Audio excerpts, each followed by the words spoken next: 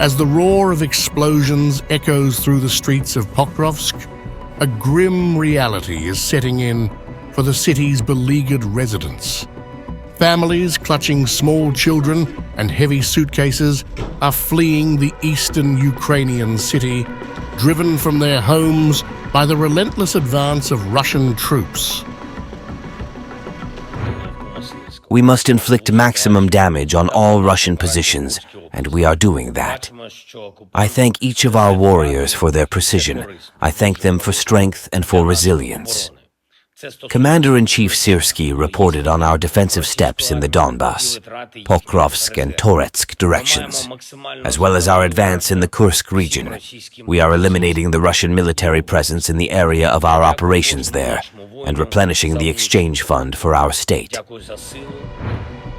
The harrowing scenes unfold as Ukrainian President Volodymyr Zelensky's recent bold move into Russia's Kursk region exacerbates the dire situation for civilians.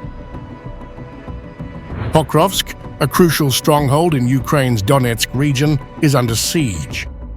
Russian forces, having made significant territorial gains, are closing in on the city at an alarming pace. Local officials have issued urgent evacuation orders for families, with thousands desperately seeking refuge in the face of encroaching enemy lines. The pace of Russian advance is relentless, said Vadim Filashkin, the regional governor, as he announced that around 53,000 people, including nearly 4,000 children, remain in the city. The decision to flee comes amid mounting fears that the city could soon fall into Russian hands, compromising Ukraine's defensive capabilities and supply routes. Residents are faced with the heartbreaking choice of leaving behind their homes and possessions. The situation is difficult, very difficult, and it's gotten especially bad over the past week and a half. It became more difficult. There are constant explosions. During the night, it's sometimes quiet, but sometimes extremely loud. A lot of destruction around us, so it becomes more and more frightening to stay.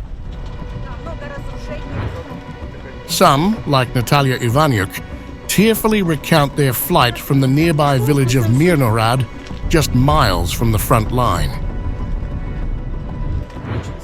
It's extremely frightening, impossible to sleep at night.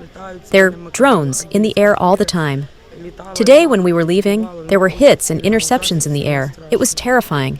We barely got out.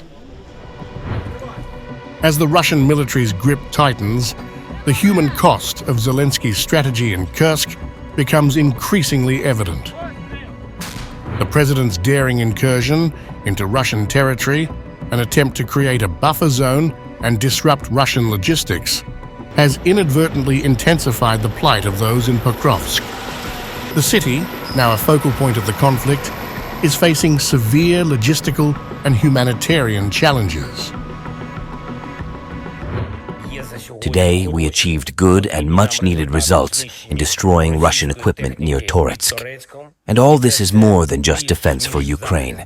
It is now our primary task in defensive operations overall, to destroy as much Russian war potential as possible and conduct maximum counteroffensive actions. This includes creating a buffer zone on the aggressor's territory, our operation in the Kursk region. In a stark contrast to the high-stakes military maneuvers, everyday life in Pokrovsk has become a battle for survival.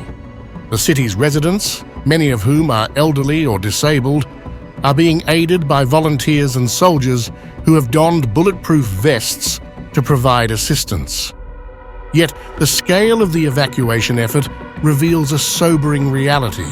Only a fraction of those in need are able to escape each day. Meanwhile, the conflict in Kursk has introduced new complexities to the already fraught situation. As Ukrainian forces target Russian logistics, including bridges and supply depots, the fallout is being felt on the ground in Pokrovsk.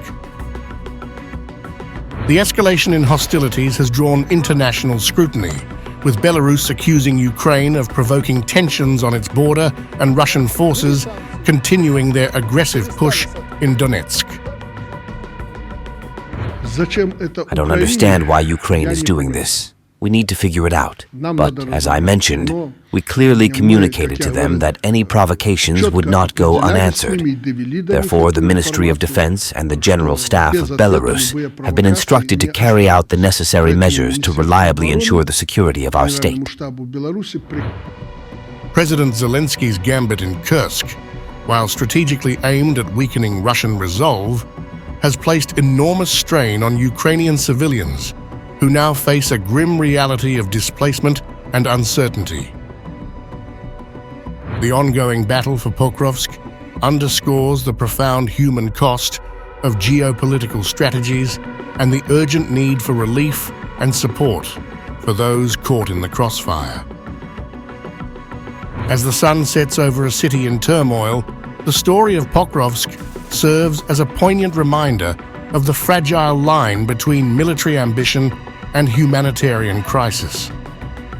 For the families fleeing the encroaching Russian forces, every moment of safety is precious, and every step away from the battlefield is a step toward an uncertain future.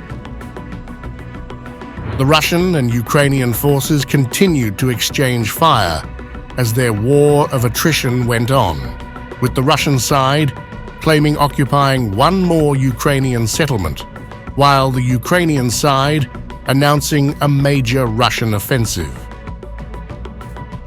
The Russian Defense Ministry reported that the Russian army occupied a more favorable position on the front line on Sunday, seized another settlement in the Donetsk region, hit Ukrainian arms and fuel depots, armored vehicles and other targets, and intercepted Ukrainian aerial bombs, multiple rockets and drones.